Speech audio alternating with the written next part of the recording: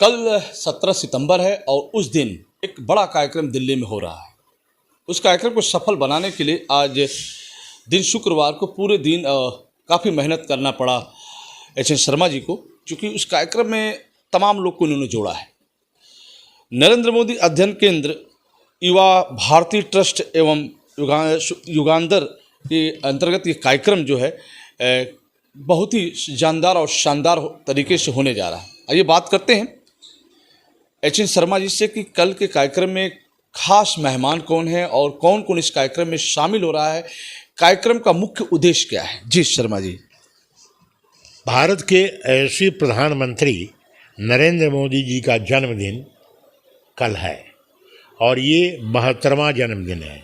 उसी के उत्सव में हम लोग ये प्रोग्राम काम कर रहे हैं, क्योंकि देश को तरक्की के लिए आगे बढ़ने का काम नरेंद्र मोदी जी जब से आए हैं तब से दिनों दिन करते रहते हैं, दिन रात मेहनत करते हैं। इनकी माता जी ने मुझसे कहा था, जब मैं मिला था तो कहा था कि ये मेरा लाल है लेकिन सभी का सेवक है।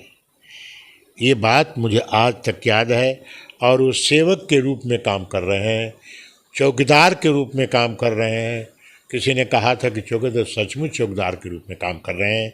उनके जन्मदिन को हम लोगों ने तीनों संस्थाएं, नरेंद्र मोदी अध्ययन केंद्र, युवा भारती ट्रस्ट, युगांधर, ये तीनों मिल करके इस कार्यक्रम की अध्यक्षता और गाइड और फिलॉसफी जो कुछ भी है श्री राम बहादुर राय और पीएस प्रसाद जी के नेतृत्व में हम सभी लोग एकत्रित होकर के इस कार्य को करने के लिए तैयार हुए हैं। इस कार्यक्रम के मुख्य अतिथि आचार्य महामल्लेश्वर स्वामी कैलासानंद गिरी जी महाराज निरंजन विद्या के होंगे।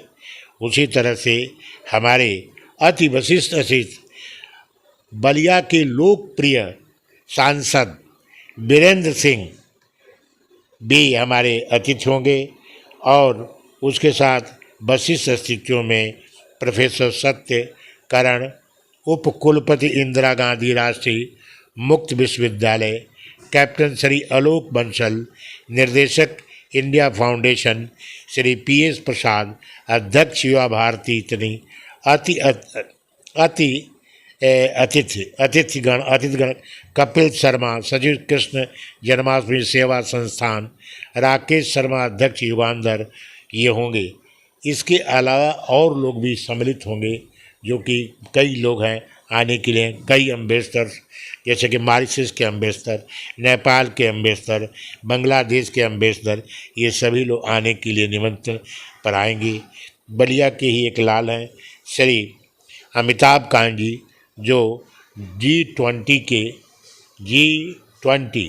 के सरपा हैं, वो भी आने के लिए आश्वासन हमको दिया है। और यह program multipurpose hall India International Centre में होगा। शर्मा जी, इस तरह का आयोजन पहली बार हो रहा है या इसके पहले होता रहा है? इस तरह का आयोजन ये पहली बार ही हो रहा है और हम लोगों ने एक अभियान चलाया है।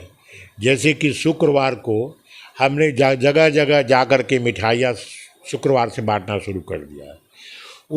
अब इस समय इस अगली प्रोग्राम में, कल के प्रोग्राम में हम, क्योंकि हिंदुत्व और भारत का एक निशान है कि शुभ काम पर लड्डू दिया जाता है और कृष्ण को भी बड़ा लड्डू पसंद था, हर बच्चे को लड्डू बहुत पसंद होता है। तो हम जो है ये नरेंद्र मोदी जी के बचपन को याद करते हुए इस लड्डू को बांटना शुरू किया। और यह लड्डू विशेष जो हिंदुस्तान की सबसे प्रसिद्ध लड्डू बनाने वाले हैं, ये तिवारी ब्रदर्स यानी कि तिवारी स्वीट, उससे हम बनवा रहे हैं और जगह जगह बांटेंगे। जो हमारे गेस्ट आएंगे उनको भी हम एक एक डब्बा जरूर भिजवाएंगे। ये हमारा उद्देश्य है, ये हमारा कारण है। शर्मा जी, इस कार्यक्रम से जनता को क्या फ़ायदा होगा? इस कार्यक्रम से जनता और इतिहास जाने की नरेंद्र मोदी ने इस प्रधानमंत्री जब से बने हैं, मुख्यमंत्री के काल में और प्रधानमंत्री काल में कितना काम किया है, देश कहाँ आगे बढ़ा है, दुनिया में कैसे नाम किया किया गया है।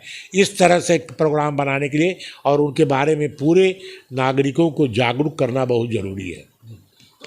शर्मा जी, जो कार्यक्रम चलेगा, जैसे आपने बताया 4:30 पे कार्यक्रम शुरू होगा, तो कितनी देर का कार्यक्रम होगा? ये प्रोग्राम 8 बजे तक चलेगा और उसी समय एक हमारा और भी प्रोग्राम होगा। उसी में एक ये राम बहादुर राय जो अध्यक्ष इंदिरा गांधी राष्ट्रीय, उनका हम इंटरव्यू भी उस समय रिलीज करेंगे।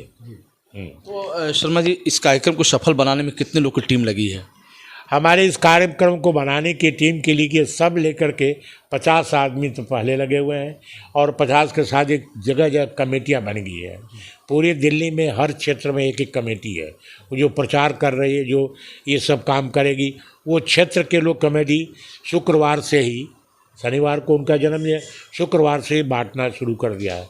खास करके जो हमारे सैनिक हैं या जो हमारे पुलिस वाले हैं, उनके साथ जाकर के उनको लड्डू खिलाना, उनको बात करना, बच्चों को लड्डू खिलाना, ये कार्य सभी लोग कर रहे हैं। शर्मा जी, एक चीज़ और हम जानना चाहते हैं कि इतना बड़ा कार्यक्रम हो रहा है, क्या माननीय प्रधानमंत्री जी की इस जानकारी संज्ञान में है या आपने दिया है क्या? आप देखिए, नरेंद्र मोदी अध्ययन केंद्र हिंदुस्तान में एक ही है और उसके नेतृत्व में हो रहा है। तो नरेंद्र मोदी अध्ययन केंद्र बिना प्रधानमंत्री के इजाज़त के उनके नाम को हम यूज़ नहीं कर सकते हैं और उनकी इजाज़त से हो रहा। उनको सभी इस बात का ज्ञान है कि हम ये प्रोग्राम कर रहे हैं। उनके अधिकारियों को, उनके सहयोगियों को, उनके जो काम साथ लोग कर रहे हैं, उन सभी को बता दिया गया है और उनकी जानकारी में है, उनकी अनुमति से है। अब प्रधानमंत्री जी से आपकी मुलाकात कब हुई थी दिल्ली में? प्रधानमंत्री से हमारी जो मुलाकात थी 14 अप्रैल को हुई थी, जिस समय की ये प्रधानमंत्रियों का संग्रहालय का उद्घाटन हुआ था। उद्घाटन के बाद जब सारे ट्रस्टों को, सारे प्रधानमंत्रियों को कार्य देख रहे थे, तो विशेष रूप से मुझे उन्होंने बताया कि बताओ चंद्रशेखर जी के बारे में तुम क्या जानते हो। तो मैं चंद्रशेखर जी के फ़ोटो के साथ सब इतिहास उनको बताया था। करीबन 30 मिनट हमारी उनसे वार्तालाप हुई। इस बात को हमारे यशस्वी मुख्यमंत्री योगी आदित्यनाथ को भी मैंने बताया कि उस म्यूज़ियम में हमने क्या क्या रखा है, क्या नहीं, क्योंकि उन्हें रुचि लिया और बलिया के विकास के बारे में भी मैं कहा था। और उस समय आपको बताते कि 19 अगस्त को जो बलिया का शहीदी दिवस है, मुख्यमंत्री जी ने स्पष्ट रूप से कहा, ये पहली बार हुआ है कि बलिया में मुख्यमंत्री उत्तर प्रदेश का पूरे दिन गांव घर घर और जगह जगह घूम करके पूछा कि क्या कमियां है, उसको देखा है। ये पहले कभी नहीं हुआ था।